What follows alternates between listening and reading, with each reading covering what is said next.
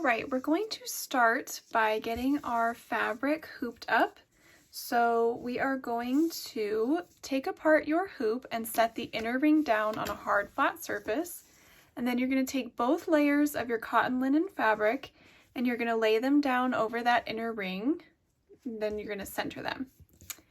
Then you're going to put the outer ring and press it down around the inner ring like so that it's hugging the fabric between the outer ring and then the inner ring. I like to use 2 layers of fabric because it just gets everything nice and tight, and that makes it easier for stitching. Now what you're going to want to do is tighten up the hoop as much as you possibly can. So you're going to tighten this top screw, and you really want to get it as tight as possible. And you're also going to go through and you're just going to pull the edges of the fabric so that any excess fabric is pulled through. We want this to be nice and tight. I also like to go and kind of push up the edge so that it's level. That helps tighten things up a bit. I'm going to tighten that screw one more time.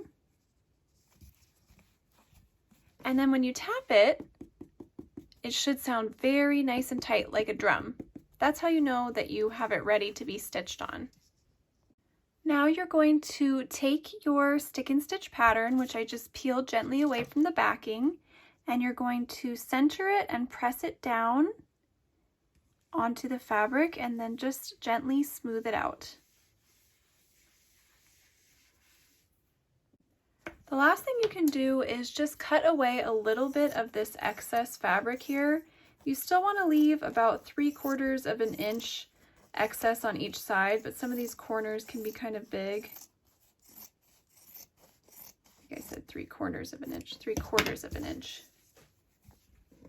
And so it should look just about like this when we're ready to go ahead and do our stitching. Okay, if you are tracing to transfer the pattern, you're going to want to start by just hooping up 1 layer of fabric. We are going to still use the 2 layers, but for now, we're just going to hoop up 1 layer nice and tight. Like so. Make sure you get it all tight. And then you need to take your printout of the pattern and gather some kind of light source. So either a window or I'm going to be using a light box. So what I have here is my pattern and it's on top of a light box.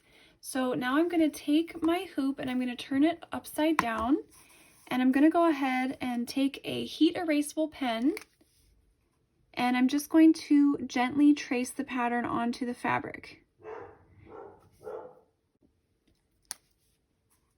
As you're tracing, you want to be sure to just do really small pen strokes. I'm kind of going back and forth, and that'll get you a better transfer of the image.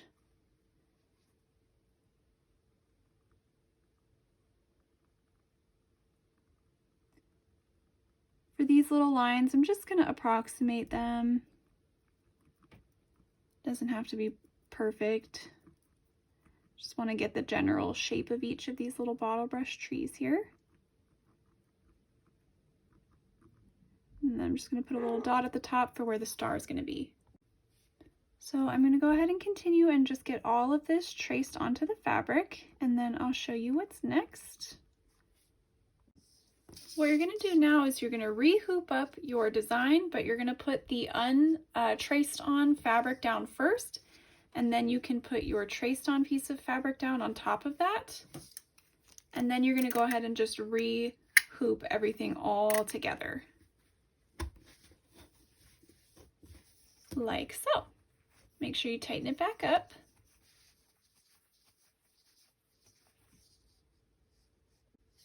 And if you have some excess, you can cut it away, but just make sure you keep about 1 inch or 3/4 of an inch of excess fabric on all sides so that we can back our hoop at the end. So in the end, it should look just about like this. Okay, let's begin. You're going to start with all 6 strands of 167. This step, I'm going to tell you, is optional. It's kind of something that you do underneath a satin stitch, and it helps pad it, so it helps make it a little bit more 3D. So what we're going to do is we're essentially going to fill in each of the base squares underneath each bottle brush tree with a back stitch. So you can just go ahead and back stitch across. And these are pretty small, so just like 2 stitches, you should be able to fit in there. It doesn't matter if your stitches are lined up with each other or if they're uniform. It really doesn't matter. You just want to get it all filled in with backstitch to start. We are going to completely stitch over this with our shiny gold thread.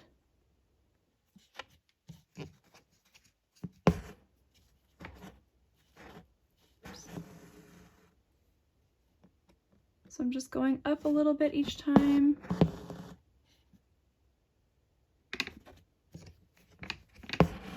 And again, all this does is it's gonna, when we do our satin stitch on top, it's just gonna make it look a little more elevated off the cloth and a little bit more 3D. But if this is just extra work to you and you don't want to do this part, you don't have to. You could just go ahead and do the satin stitch, the next step with the shiny gold thread, and skip this part. So I'm going to continue this way and get this all filled in, this filled in, and this filled in, and then we'll go ahead and add our shiny gold thread.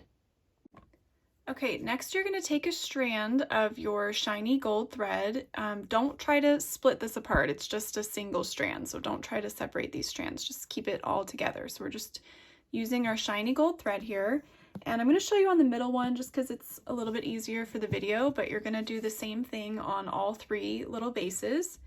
You're going to go ahead and satin stitch right on top of the back stitches that we just did. So you're going to completely cover them up. So when I come up through the fabric, I'm going to come up on the outside of this line of back stitch. And when I go back down through the fabric, I'm going to go down on the outside opposite.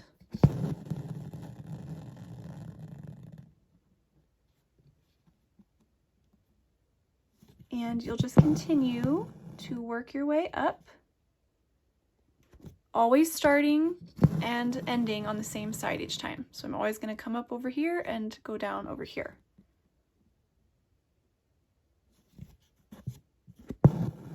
And if it's not perfectly even, that's okay. It will still look shiny and beautiful. So you can see how this is starting to get filled in.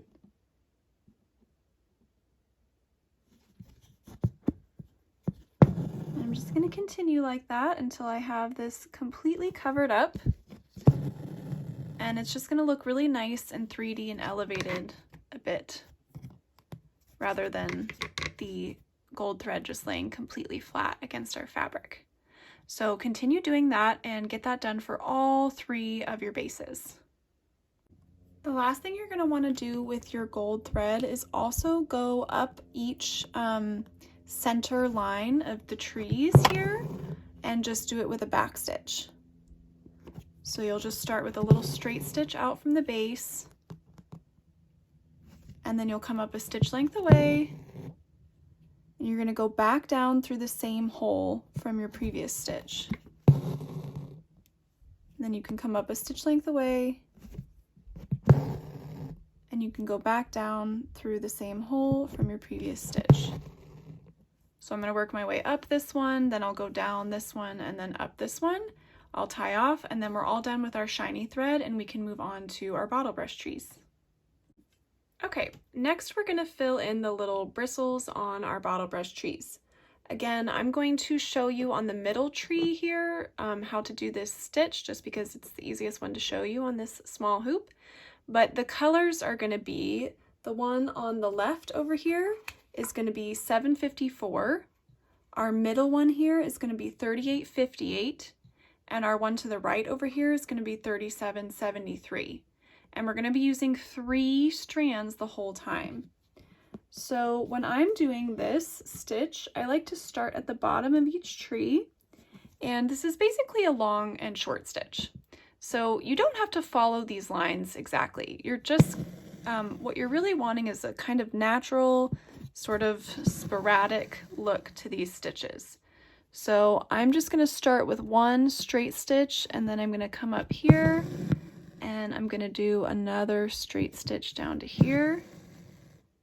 And then I'll fill in one maybe halfway between there and there. So essentially what you're doing is you're just making a series of straight stitches, but you're varying where they start and stop each time. So this one's a little bit shorter. This one I'm going to make longer here. And it's not even really that the stitches are longer or shorter than each other. It's just more where you're kind of starting and stopping them. And you're going to continue to work until you get basically to that center line. So it'll kind of straighten out a bit as I get to this center line. And now I'm going to continue to fill down into these stitches that I already have.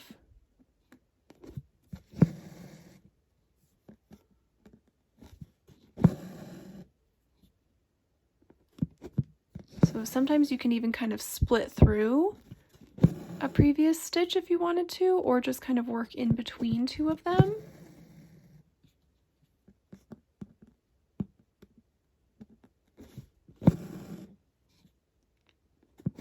And you can see it's just giving that nice bristly, natural effect.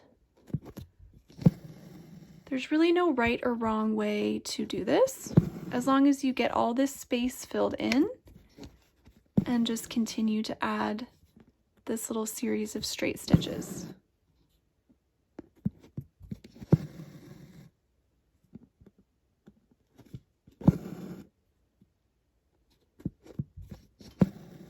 And if you go back and you see anything that's kind of showing through, you can always just go through. Like I'm going to fill this in right here.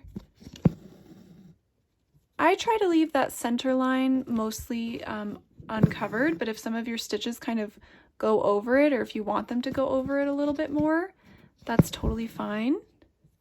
Like if you want to maybe work a stitch, this one I might make go kind of into this area.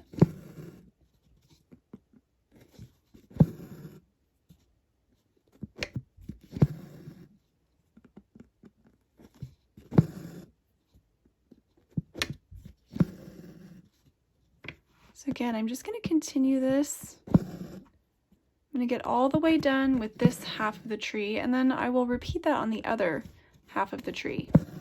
For some reason for me, I find it easier to start at the bottom and work my way up to the top. It just feels better when I'm kind of working with my stitches to start with sort of a widest part and then go up.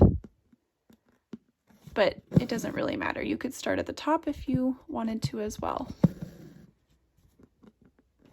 So you can see our trees have a little bit of different shapes to them. So this one in the middle is pretty tall and skinny. This one over here is a little bit thicker, and then this one over here is quite fluffy.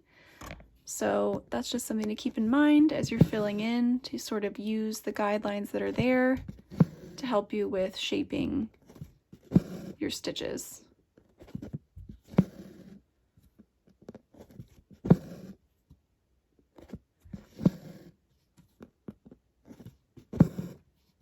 I like the ones at the outside especially to just kind of go really haphazardly. A couple more sticking out a little bit farther than some of the other ones. So hopefully this gives you a good idea of how to get these trees filled in. I'm going to continue working until I get this tree all the way filled in, and then I'll go back and I'll fill in these two trees as well. So I've got all my trees filled in. What I want to do now is you're going to want to pour all of your rose gold beads and your 3 stars into some kind of like shallow dish. It could be a little bowl, a plate, a paper plate, Even a bottle cap might work, or if you have something like this that's just like a little tiny vessel, that's going to be best to put all of your beads into. And I'm using the little tiny-eyed beading needle here, and I've threaded one strand of the 167 through here. It can be quite difficult to get that one strand through there, so make sure to wet the end of the thread with your mouth and then push it through that little eye on the needle. So I'm going to start with the stars, and what you're going to want to do is you're going to want to come up to the right of one of the dots. It doesn't matter which dot you start with. So I'm coming up to the right of this dot at the top of this tree, and then I'm going to get one of my star beads onto my needle. You can see that the hole is right through the middle of the star here, and you're going to slide that star into place. So it's helpful if you have this kind of set down on a table. So I'm going to use my needle to push the star into place. So I want it right about there. It can be a little bit, it kind of wants to move. So once you get your needle about where the width of the star is, you can kind of just angle your needle down and make a down stitch, and that will go ahead and anchor your star into place. And if it gets twisted, just pull it until it lays flat. This one just got a little twisted, but there we go. Now it's flat. So I'm going to try that again. I'm going to come up to the right of this dot. I'm going to grab one of my star beads. I'm going to slide it down until it rests on the fabric. I'm going to use my needle to kind of push that into place. Once I get it placed about right, then I know where to put my needle down. So I know I can put it down right there, and that'll secure that star into the place that I want. And do it the last time over here. Get my last star bead. Slide it down.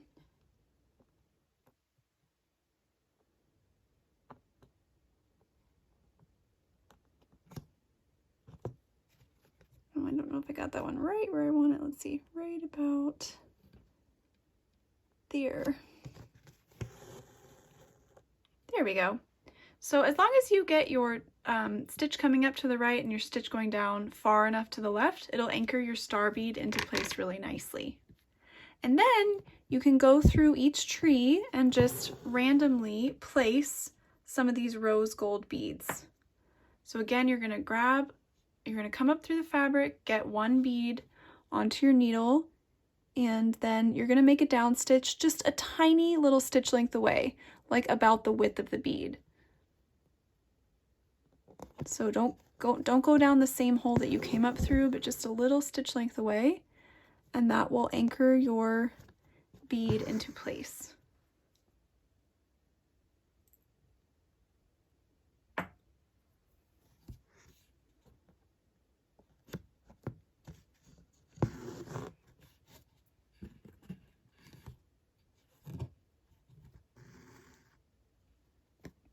So you can place as many as you like. I just kind of zigzag place them on here. And once you're done with that, we will move on to how to back your hoop and add the final touches. So go ahead and add your star beads and all of your little rose gold beads to each tree now. All right, so now that I've got everything stitched in, if you did the stabilizer paper, you're going to want to wash away the paper now. So you're going to run warm to hot water from your sink faucet, and once it's warm, almost hot, you're going to let the water pressure just start to dissolve away all of the excess stabilizer paper here.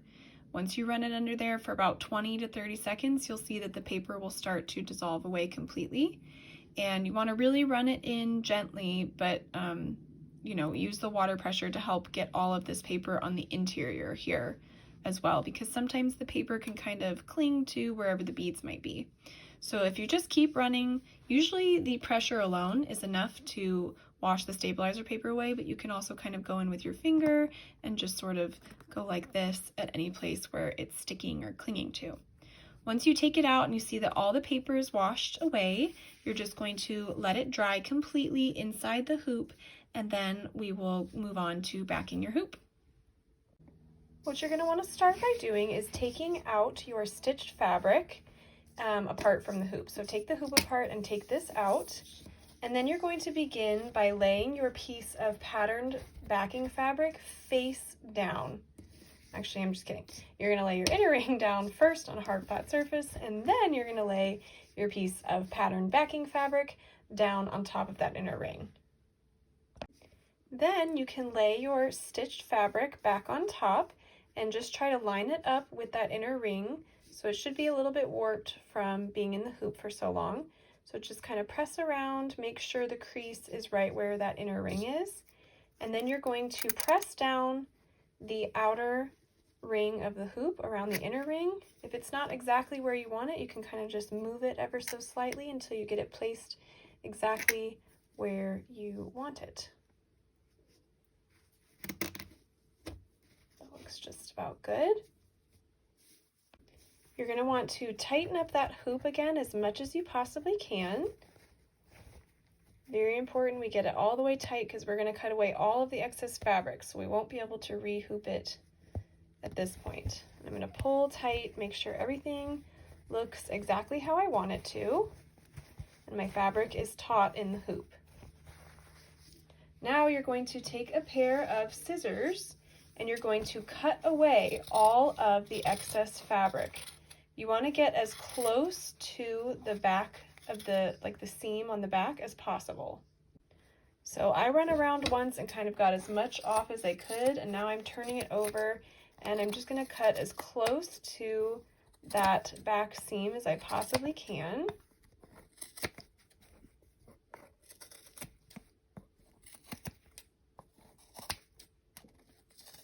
So it should end up looking something like this.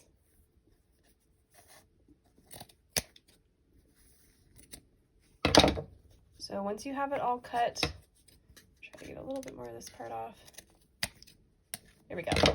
It should look just about like this. Now we're going to cover the back seam with our twine. So now you're going to begin by taking some hot glue or strong glue and just pressing it or placing it down around the hoop. And then you're going to press down your twine so that it covers up the back. And you'll just continue working your way all the way around.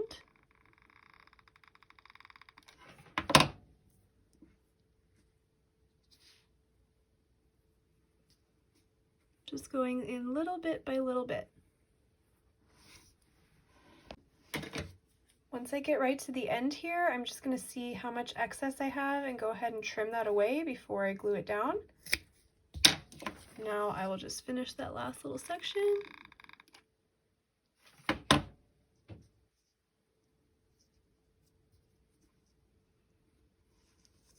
Like so.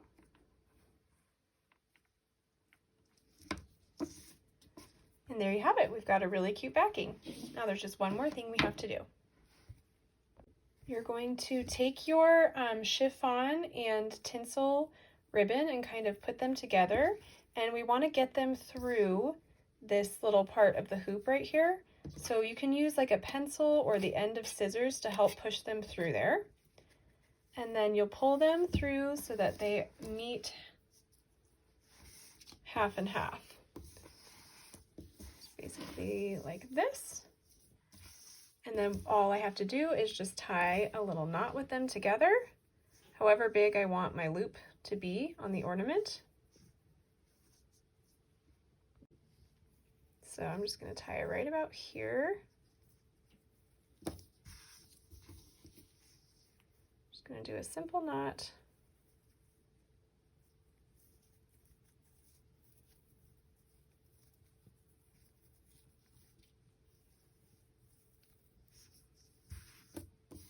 Okay, and then I just need to cut off some of that excess. And there you have it. Now we have it all pretty and ready to hang on the tree.